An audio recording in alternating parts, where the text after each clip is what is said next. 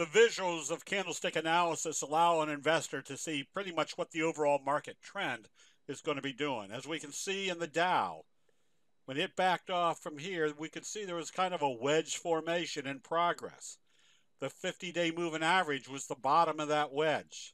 We could see once we got up here to the tops, we were starting to see dojis that turned over the price move the next day.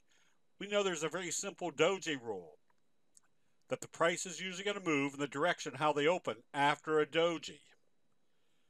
We also can see immediately that the 50-day moving average was acting as support, even in today's trading.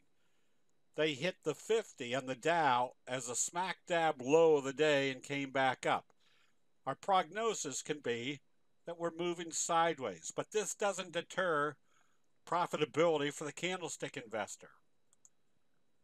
Candlestick signals are much more easily identified or identifiable to see what type of investor sentiment is occurring at major support levels, and there's a very simple process here.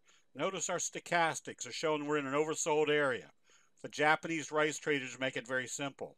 If you start seeing candlestick buy signals in the oversold area and they start confirming, the probabilities is that the uptrend has started.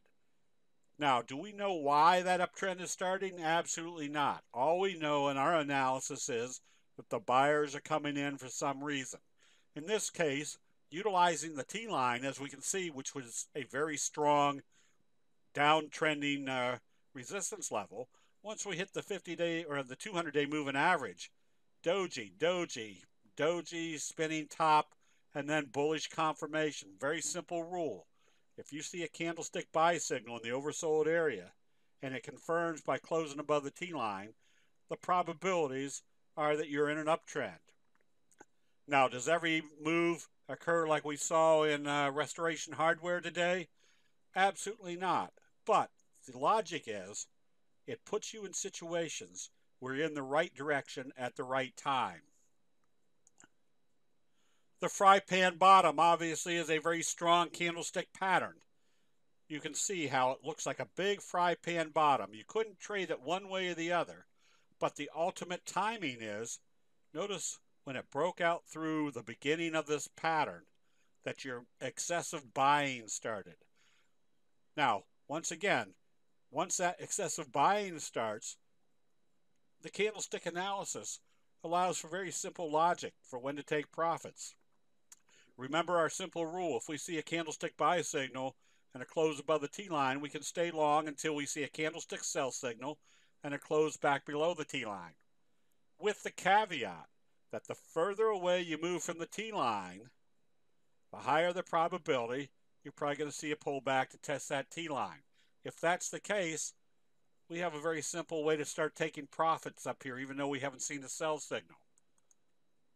And that is basically moving from your daily chart, which is way up in the overbought condition, to your 10-minute chart. And when you start seeing sell signals on your 10-minute chart, that tells you it's time to start taking some profits, which allows you to take profits way up in the high profit area versus waiting for it to come back and creating a daily sell signal. Knowing what a pattern result should be, like in the chart of OCUL, we can see what's happening. There's a fry pan bottom. Where did it break out? Broke out here at the 50, right about the same level the pattern started. Does this make for a good buy situation? Definitely. We can see what the results are usually will be coming out of a fry pan bottom, which is a very strong price move.